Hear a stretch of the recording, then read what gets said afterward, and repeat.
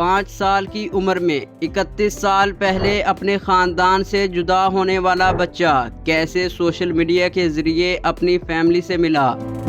कराची में एक फैमिली ने ड्रॉप करा, शादी भी फिर इन्हीं लोगों ने कराई।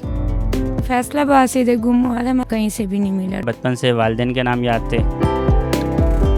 असगर साहब मुझे बताइएगा कि 31 साल अपने रिश्तों से, बहन भाइयों के रिश्तों से और माँ बाप के रिश्तों से महरूम रहने के बावजूद आज आप अपनी फैमिली में हैं। किस तरह से आप हैदराबाद की जानब जाने वाली ट्रेन में आप सवार होते हैं, कैसे आपको यहाँ से ले जाया जाता है और ये सफ़र क्या था?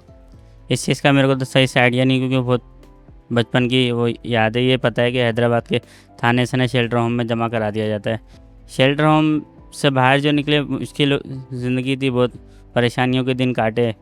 कराची में एक फैमिली ने ड्रॉप करा, मैं मकसद सही उस टाइम पे उम्र थी, उनके साथ रहा। फिर हमारे पास एक मुल्तान में फैमिली थी, उनके साथ रहा। तो इन दोनों फैमिलियों के बीच में रहा और इन्हीं ने जो भी आगे के जो ज़िंदगी के दिन थे इनके साथ ही काटे मैंने। शादी भी फिर इन्हीं लोगों ने कराई और माशाल्लाह जो बाकी का जो सफ़र रहा वो इनके साथ ही रहा। तो फिर आप कैसे जो है वो सोशल मीडिया का इस्तेमाल करते हुए अपनी फैमिली के साथ मिलने की इस्तदा करते हैं और किस तरह से फिर आपकी फैमिली के साथ आपको मिलाया जाता है? हमारे साथ जो शेल्टर होम में लड़के थे उनको जो ना वलीउल्लाह भाई सबको एक एक करके सबको अपने अपने घरों तक पहुंचा रहे थे। तो उसमें फिर लड़कों ने मेरे को भी बोला यार देखो हमारे साथ के जितने भी लड़के हैं, काफ़ी लड़के घर जा चुके थे। तो फिर मेरे को भी उम्मीद जागी, मैंने चलो ये वलीउल्लाह भाई को जो ना अपनी जो बायोडाटा वो उनको देते हैं और जो ना आगे का जो घर का हिसाब किताब वो अल्लाह बेहतर करेगा। एक उनसे जो ना हमने उम्मीद लगाई और अल्लाह ताला ने बड़ी करम नवाजी करी कि माशाल्लाह 3 तारीख को मैंने उनको पेज पे लगवाया, अपनी स्टोरी लगवाई और 6 तारीख को माशाल्लाह मेरे घर वाले मिल गए। आपने क्या क्या निशानियां बताई अपनी फैमिली की कि उन निशानियों को इस्तेमाल करते हुए, देखते हुए आपको आपकी फैमिली के साथ मिला दिया जाता? इसमें माशाल्लाह मेरे को जो ना बचपन से वालिदैन के नाम याद थे और बहन भाइयों के नाम याद थे। ये मुझे पता था कि मेरी रिहाइश जो है ना फैसलाबाद के शहर में या अड़ोस पड़ोस के गाँव में है, ये मुझे कंफर्म था। तो मैंने वलीउल्लाह भाई को अपने वालिदैन के नाम बताए, अपनी जो ना बहन भाइयों के नाम बताए, जो पिछली मेरी ज़िंदगी गुजरी उसकी स्टोरी थोड़ी बताई। तो उससे जो ना लोगों ने फिर जो स्टोरी पढ़ी और उसके ज़रिए कांटेक्ट हुआ उनसे। अच्छा, जब आपको पता चल गया कि आपकी फैमिली जो है वो मिल गई है तो उसके बाद आपका राब्ता हुआ, बज़रिया काल आपने बातचीत की, तो वो क्या जज्बात थे? और जब आपको आपकी फैमिली की जानिब से पता चलता है कि आपके जो वालिदैन हैं उनकी डेथ हो चुकी है और उन्होंने अपनी सारी उम्र आपको यही जो है वो याद करते रहे कि उनका बच्चा न जाने किस हाल में होगा, कहाँ होगा, तो फिर आपके क्या जज्बात थे? जज्बात तो ये थे कि अफसोस इस चीज़ का था कि वालिदैन नहीं थे साथ में, और फिर खुशी भी ये भी थी कि चलो अल्लाह ताला ने आँख बंद करने से पहले जो हमारे बहन भाई थे और पीछे जो फैमिली थी उनसे मिला दिया। अच्छा, अभी असगर साहब मुझे बताइएगा कि आप अपने आबाई घर गए हैं जहाँ पर आपके वालिदैन रहा करते थे और जहाँ से आप 1995 में वहाँ से लापता हुए थे? जी, वहाँ पर गया हूँ मैं। वहाँ पर ये चाचा का घर है, दादा का घर है और नाना का घर है, सबके घर वहीं हैं।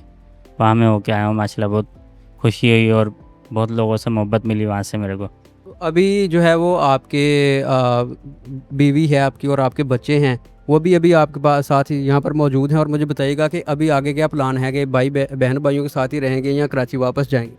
नहीं, यहीं पर इन्हीं के साथ रहूँगा, इनके सहारा बनूँगा इंशाल्लाह। आगे की जो ज़िंदगी है ना, हमारे बीवी बच्चे और हम लोग सब यहीं पे बिताएंगे।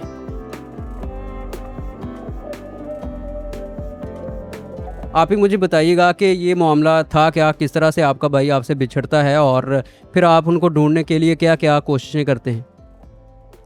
ये फैसलाबाद से इधर गुम हुआ था, हमारा चाचू रहता था तो इधर आया था, इधर से ही गुम हुआ।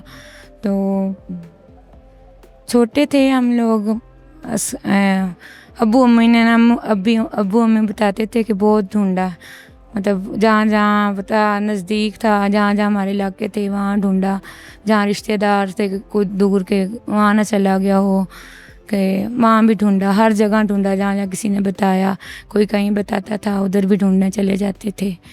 तो कहीं से भी नहीं मिला, ढूंढ के ना थका हार के मुँह अबू अल्लाह पे आस छोड़ के तो बैठ गए। तकरीबन जब भी देखा ना उनको रोते हुए देखा, इसकी वजह से कि ज़ाहिर है जिनका बच्चा ना घर में हो अल्लाह ना करे एक तो दुनिया से चले जाना, तो वो तो बंदा सब्र पा लेता है, लेकिन जब ज़िंदा हो तो फिर हर वक्त बंदा रोता ही रहता है कि किस हाल में होगा, कहाँ होगा, किधर होगा। यही बस दुआएं करते थे कि अल्लाह करे कहीं ना कहीं से हमें मिल जाए बस। किस तरह से फिर आप रब्ता करते हैं? 3 दिन पहले ये भाई का दोस्त आया, 3 दिन पहले इसने वो इश्तिहार दिया, और 6 तारीख को तकरीबन उसने भाई ने ये भाई को कॉल की कि ऐसे ऐसे ना आपका भाई का नाम है।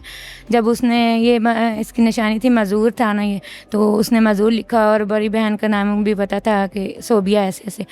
तो उसने फिर बताया कि ऐसे ऐसे आपकी बहन का नाम भी सोबिया लिखा हुआ है और अम्मी अब्बू का नाम। फिर उसने भाई वलीउल्लाह, इसने कहा हाँ हमारा भाई गुम हुआ।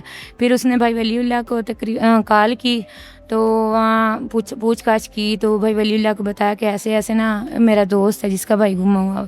फिर उसने हमें वो तस्वीर वगैरह वीडियो वगैरह हमें सेंड की, और भाई वलीउल्लाह का नंबर भी सेंड किया। फिर मैंने रब्ता किया भाई वलीउल्लाह से, तो भाई वलीउल्लाह ने पूछताछ की, कहा कि कोई बचपन की तस्वीरें वगैरह हैं तो वो भेजें। तो बचपन की तस्वीरें तो नहीं थी ज़्यादा, बड़े तकरीबन हो गए थे तब बड़ी। फिर भाई वलीउल्लाह ने कहा कि कोई पक्की निशानी बताएं जो। फिर हमने भाई का और मैंने अपना आईडी कार्ड भेजा, तो अम्मी की तस्वीर थी, और बड़े भाई का तस्वीर भेजी, तो उसके ज़रिए हमारा मतलब उसने तस्दीक की कि ये इनका भाई है। पूछताछ करने के बाद हमारी भाई से बात करवाई। फिर मुझे बताइएगा कि जब छोटी सी उम्र में आपका भाई आपसे बिछड़ा, और जब वो 31 साल के बाद आपके सामने आता है और आप अपने भाई को गले लगाती हैं, तो वो क्या जज्बात थे? बहुत अल्लाह का भाई वलीउल्लाह का हम लोग शुक्रगुज़ार हैं, और अल्लाह का जितना शुक्र अदा करें ना थोड़ा है, कि हमारे अम्मी अब्बू की दुआएं ना जो वो काम आई कि हमारा भाई ज़िंदा सलामत हमारे मतलब हमें मिल गया।